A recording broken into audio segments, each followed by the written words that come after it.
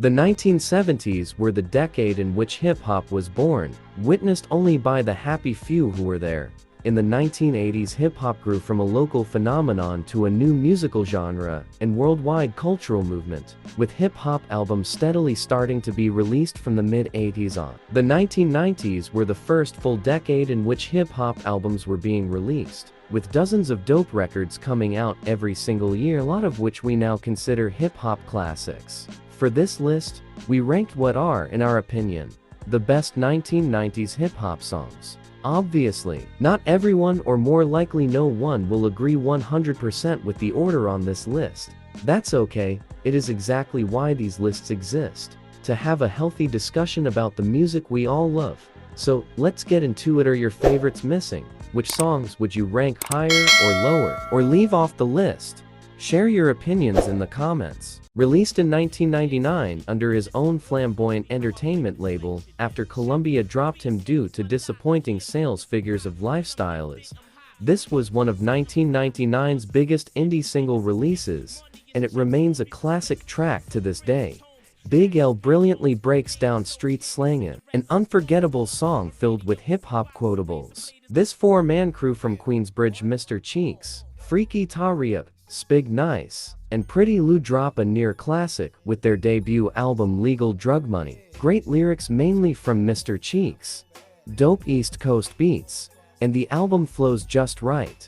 The standout track is the legendary Renee, an emotional account of a love ending tragically, over a classic beat provided by Pete Rock, who brilliantly interpolates the old school classic, It's Yours, by T.La Rock.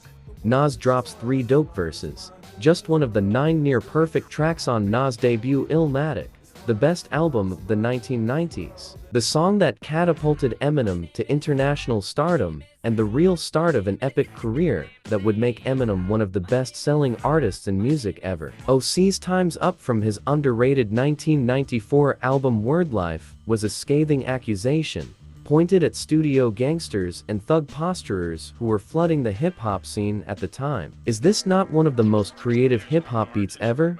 Combined with stellar lyrical performances from Guru and especially Wu-Tang Clan's wordsmith Inspectah Deck, this is one of Gangstar's best tracks. Restyling themselves Naughty by Nature after a not bad but unsuccessful debut album under the name The New Style, NBN became a major commercial success. O.P.P. is probably their best-known track in a long string of hits. The pimped-out classic that started it all, the first single of Southern playalistic Cadillac music, which would be released in 1994, an incredibly important and influential song, as it was Outkast's introduction to the world and the kick-off of a decade with brilliant Outkast music. A hip-hop party banger if there ever was one.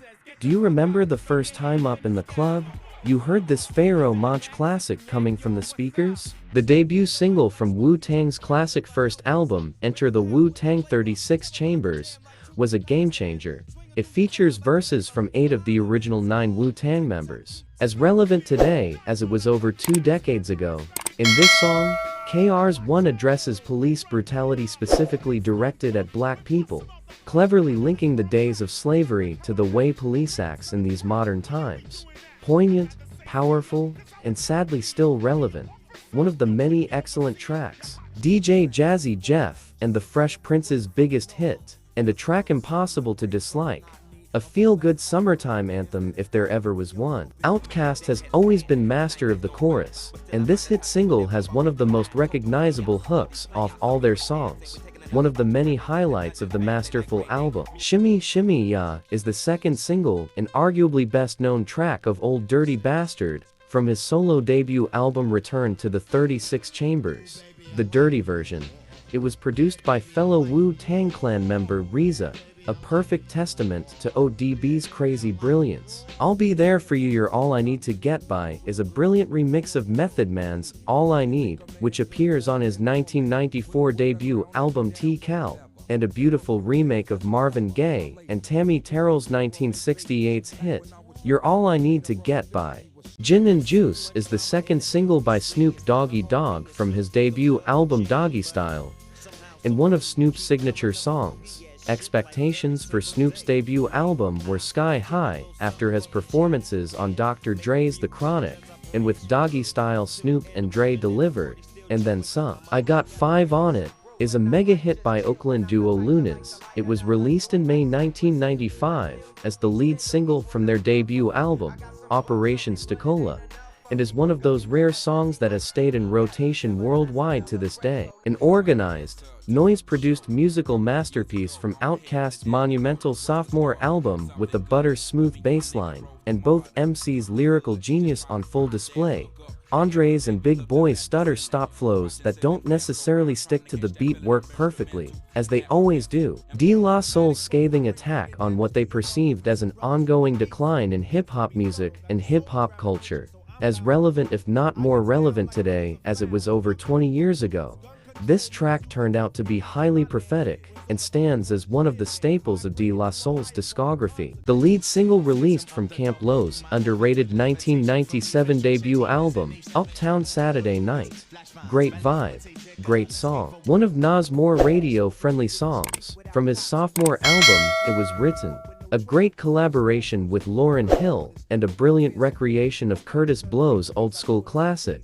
Nas paints a picture of how his version of Utopia would look like. Taken from the Juice movie soundtrack, and from Eric B. and Rakim's fourth and final album, Don't Sweat the Technique. This track tells the story of a young thug trying to make it on the streets. Hard-hitting beats and lyrics, a perfect soundtrack to the movie starring a young Tupac Shakur. The catchy piano-laced background melody perfectly enhances Pac's emotional lyrics on one of his biggest hits, the last one under the name Tupac, before switching to the Machiavelli moniker. Ironically, the song was the first one to be released after his death, and as Pac taking a trip down memory lane, and making peace with some people from his past. The accompanying video has Tupac being shot dead after leaving a hotel and entering heaven, to be received by legends as Marvin Gaye, Bob Marley, and Jimi Hendrix. Prophetic indeed. An ultimate party anthem, energizing fans and intimidating and schooling rivals at the same time. Great lyrics, great instrumental. It is the absolute highlight of the somewhat uneven I Got Next album, and one of KRS One's best songs. From Public Enemy's second masterpiece, Fear of a Black Planet, the song addresses Hollywood's persistent exploitation and stereotyping of blacks. Chuck D pulls no punches, as usual. Ice Cube and Big Daddy Kane put it down too. Regulate is the worldwide smash hit by Warren G and Nate Dogg. Released in the summer of 1994, the track appears on the soundtrack to the film Above the Rim, and later Warren G's album Regulate G-Funk Era. One of those timeless tracks that still gets played today. The perfect example of storytelling and conveying a message through music. KRS One's articulation and tone of voice ensure you can understand every word he says. The brilliant video that goes with it makes this thought-provoking song even stronger. From his classic solo debut album Black on Both Sides, this timeless DJ Premier produced banger is one of Mos Def's signature cuts. Fun fact, this is one of Primo's own favorite beats. In this heartbreakingly beautiful autobiographical song, Ghost tells the story of his impoverished childhood and the struggles growing up. He raps about how he grew up in a 3-bedroom apartment without his father, who left him at the age of 6. The second single from their debut album People's Instinctive Travels, and the Paths of Rhythm, Bonita Applebum is a Tribe Called Quest's first ode to female beauty.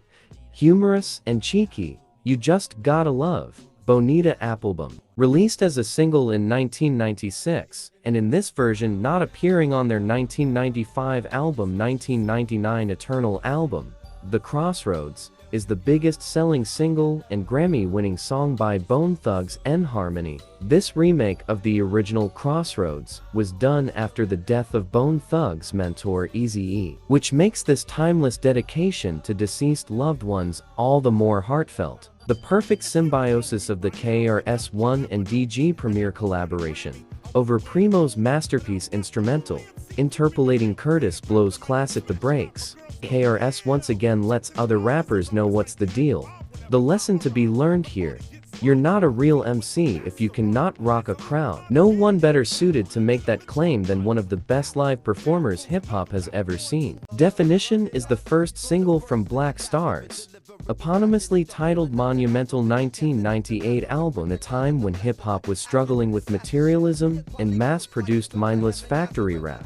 Mos Def and Talib Kweli brought it back down to the essence with a dose of consciousness, positivity, and intelligence. Not just one of A Tribe Called Quest's best tracks, this Ode to Women is one of the best tracks in hip-hop, period. Electric Relaxation is a masterpiece from one of the best hip-hop albums of the 1990s. Gangster always had that straight-up, real hardcore hip-hop. In this epic joint from their fourth album Hard Turn, they address sellout artists who are willing to compromise their sound and themselves for chart success. The quintessential Gangster track, Souls of Mischief's lead track off their slept-on 1993 debut album with the same title, is an all-time hip-hop classic. In this super classic track, Common cleverly describes what appears to be his changing feelings for a girl, but what turns out to be his ever-evolving relationship with hip-hop. Truly a landmark recording and the centerpiece of one of the best albums in one of hip-hop's best years. This monumental song features all 9 original members of the Wu-Tang Clan, plus Capadonna, straight bars, no hook. This is an epic track with Inspected Deck laying down one of the most lauded opening verses is hip-hop ever. In a time when gangster rap was starting to dominate West Coast hip-hop, these guys didn't feel the need for gangster posturing and weren't afraid to show their funny and vulnerable sides.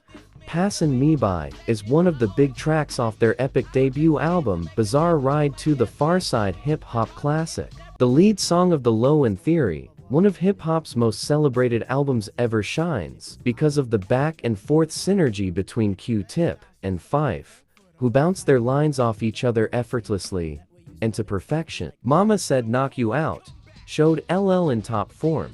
22 years old at the time, and already a hip-hop veteran, LL Cool J felt it was necessary to knock out all critics who said he fell off with his third album, Walking with the Panther. This feel-good hood anthem is not just Ice Cube's best song, but one of the best songs in hip-hop, period. Hugely influential and timeless classic, this G-Funk track and lead single off Dr. Dre's seminal The Chronic ushered in a new era in hip-hop.